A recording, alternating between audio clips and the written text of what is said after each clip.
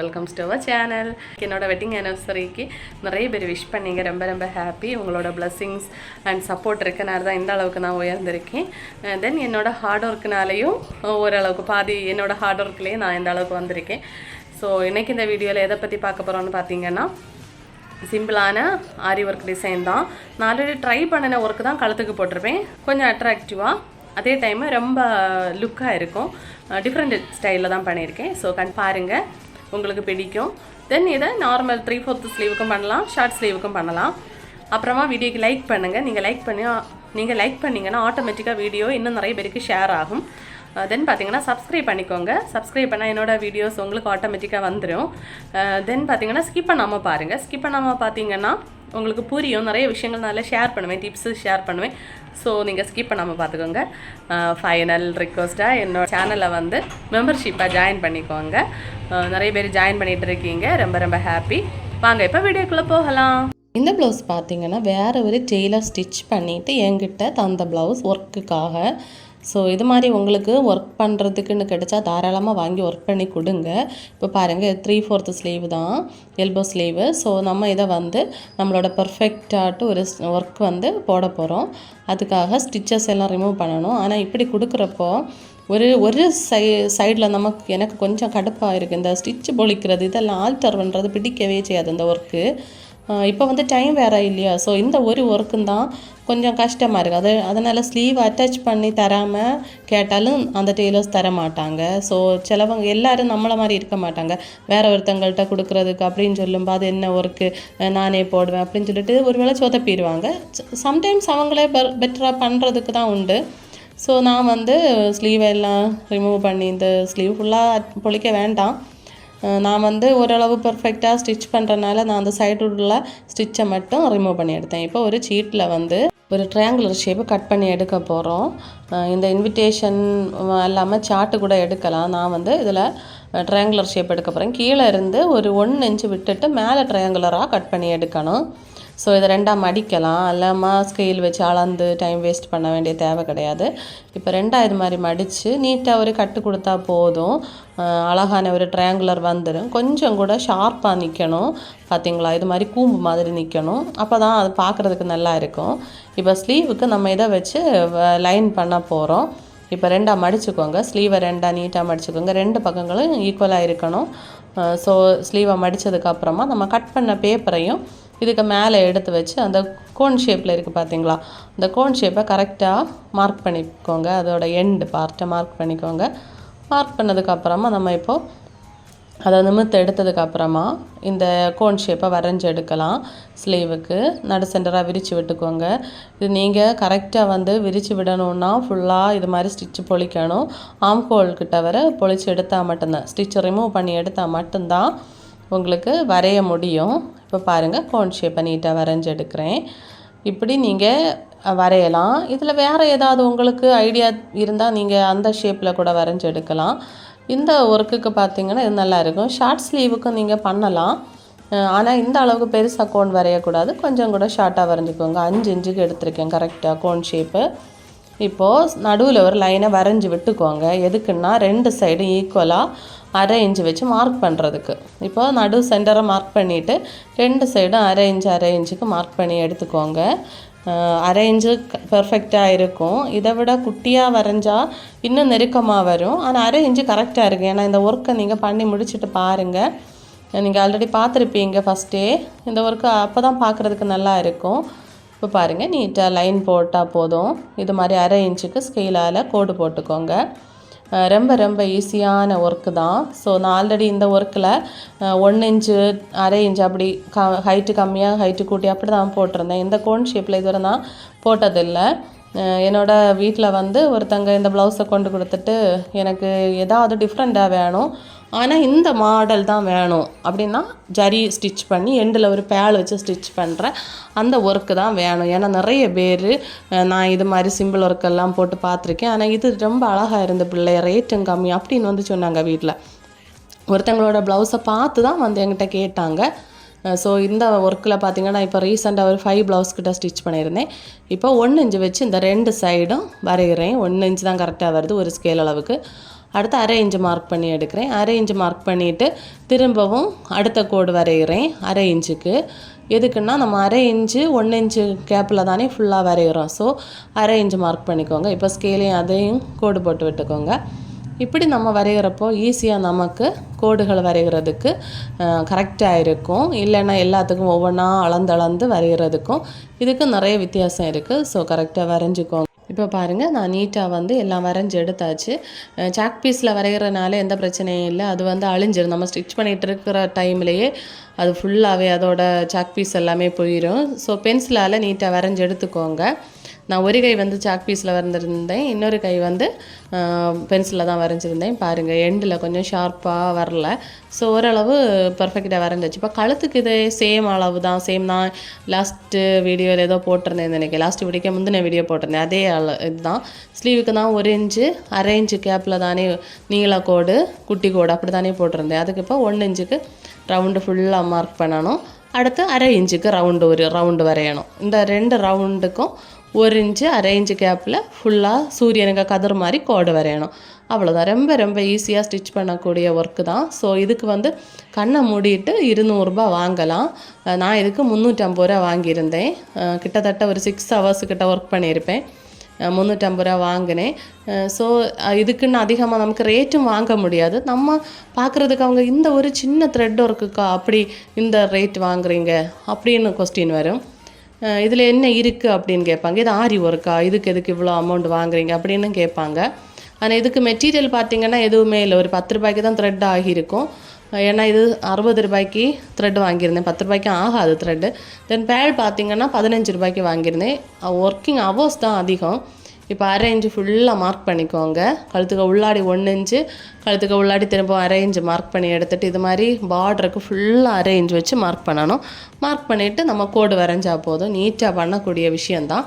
இதே ஒர்க்கை ஸ்லீவுக்கும் நான் போட்டிருக்கேன். ஸோ புதுசாக ட்ரை பண்ணுறவங்க ஸ்லீவுக்கு இந்த ஒர்க்கை ட்ரை பண்ணி பார்க்கலாம்.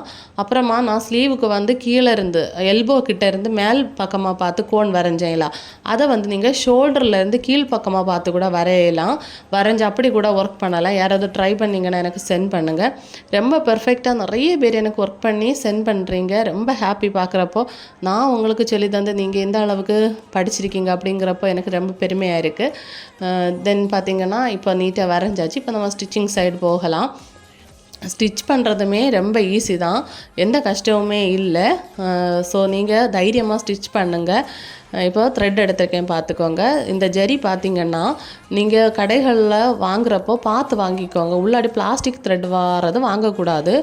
நார்மல் த்ரெட் ஒயிட் கலரில் த்ரெட் இருக்கும் பார்த்தீங்களா. உள்ளாடி ஜரியை விரிச்சிட்டு பார்க்குறப்போ இதில் பார்த்தீங்களா ஒயிட் கலரில் த்ரெட் இருக்குது. இது நம்ம இழுத்தாலும் பூஞ்சி அப்படியே வந்துடும். ஸோ அந்த அளவுக்கு தான் இதோட திக்னஸ் இருக்கும். அதை நம்ம ஸ்டிச் பண்ணுறப்போ நீட்டாக பொறுமையாக ஸ்டிச் பண்ணலைன்னா சீக்கிரமாகவே பூஞ்சி வந்துடும். இப்போது ஜரிக்கு மேட்சிங்காக மிஷின் த்ரெட் எடுத்திருக்கேன். எதுக்கு மிஷினில் போடுறதுக்கு, சரியா? கன்ஃபியூஸ் ஆகாதீங்க. நிறைய பேர் இந்த 2 இன்ச் ஏற்று சுற்றணுமா அப்படின்னு எல்லாம் கமெண்ட்ஸில் கேட்குறீங்க.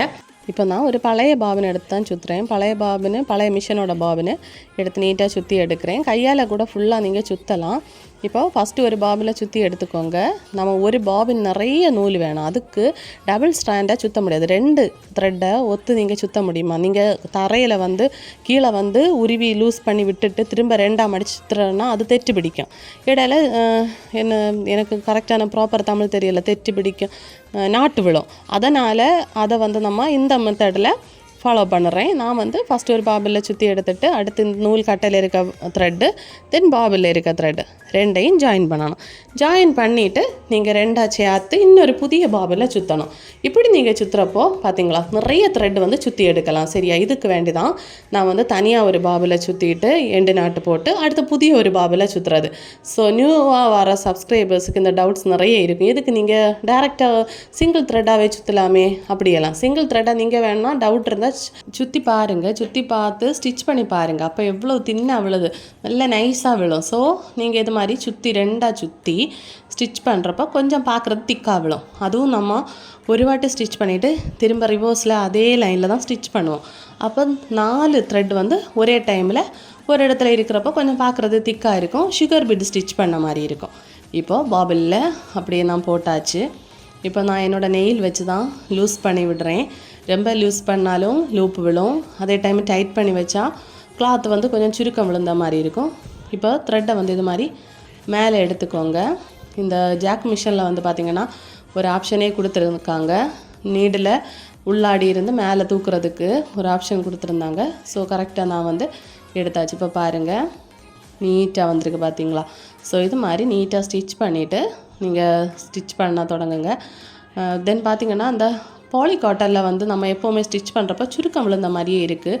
இது கிளாத்தோட இதாக என்னன்னு தெரியலை எனக்கு. லைனிங் கிளாத்தில் நீட்டாக பர்ஃபெக்டாக விழும் இந்த ஸ்டிச்சு. பட் இதில் வந்து பார்த்திங்கன்னா ரொம்ப சுருக்கம் விழுற மாதிரி இருக்குது. இப்போ பார்த்திங்கன்னா ஃபஸ்ட்டு பார்டர் அடிக்கணும். கழுத்துக்கும் ஸ்லீவுக்கும் சேம் ப்ரொசீஜர் தான். இது மாதிரி ஃபஸ்ட்டு ஓரங்களை அடித்து எடுத்துக்கோங்க. இப்போது நம்ம ஸ்டார்ட் பண்ணலாம். ஓரங்களுக்கு 2 தடவை அடிக்கணும். ஒருக்கா நீங்கள் அடித்த இடத்துல திரும்ப ஒருக்காவோட ஸ்டிச் பண்ண அப்போ 4th த்ரெட் விழும். பார்க்குறதுக்கு சுகர் பீடு லுக்கு கொடுக்கும். இப்போ பாருங்கள் நீட்டாக பொறுமையாக ஸ்டிச் பண்ணுறேன். நான் ஸ்பீட் எதுவுமே வைக்கலை. எப்படி நான் ஸ்டிச் பண்ணேனோ அதை அப்படியே நான் வச்சுருக்கேன். ஸோ நீட்டாக இது மாதிரி பொறுமையாக ஸ்டிச் பண்ணி எடுக்கலாம். இப்போ ஸ்டிச் பண்ணுறப்போ நிறுத்தி நீங்கள் ஸ்டிச் பண்ணணும். ஒவ்வொரு லைனுக்கும் ஒவ்வொரு எண்டுக்கும் கரெக்டாக பொறுமையாக ஏனோ தானோன்னு அடிக்காதீங்க. ஒருக்கா நீங்கள் ஸ்டிச் பண்ண கோடு மேலே தான் அடுத்து நீங்கள் ரிவர்ஸில் ஸ்டிச் பண்ணணும். இந்த ஒர்க்கை நீங்கள் ஃபைனல் பாருங்கள் எந்த அளவுக்கு பெர்ஃபெக்டாக வந்திருக்கு. ஒரு மிஷினில் போடுற எம்ப்ராய்டரி ஒர்க் மாதிரி வந்திருக்கு. இன்றைக்கி வெட்டிங் ஆனிவர்சரி ஆனதுனால ஒரு சைடு விஷ் பண்ணி மெசேஜ் வந்துகிட்டே இருந்து ஸோ நான் அவங்களுக்கெல்லாம் விஷ் பண்ணவங்களுக்கெல்லாம் ரீப்ளை பண்ணி தான் ஒர்க் போயிட்டு இருந்தேன். நிறைய பேருக்கு நான் ரீப்ளை பண்ணலை. யூடியூப்பில் வந்து நிறைய பேருக்கு நான் ரீப்ளை பண்ணாமல் இருக்கேன். ஒரு சிலருக்கு பண்ணியிருப்பேன். ஒன்று நினைக்காதீங்க, கண்டிப்பாக நான் ரீப்ளை பண்ணுவேன்.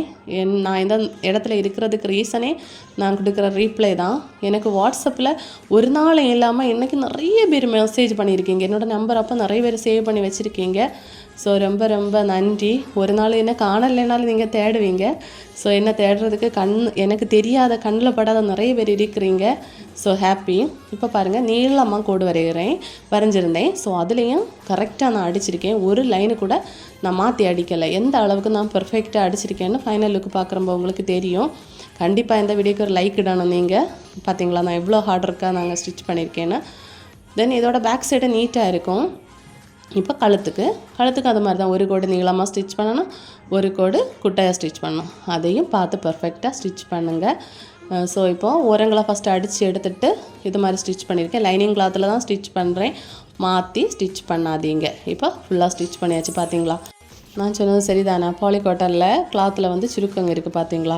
இது என்ன விஷயம்னு எனக்கு தெரியலை. தெரிஞ்சவங்க கமெண்டில் சொல்லுங்கள். நார்மலாக நம்ம ஸ்டிச் பண்ணுறப்போலும் பாலி காட்டனில் மட்டும் இப்படி இருக்குது. இப்போ நீட்டாக கழுத்துக்கும் ஸ்டிச் பண்ணியாச்சு. டேரெக்டாக இந்த ப்ளவுஸ் செம்மையாக இருக்குது பார்க்குறதுக்கு.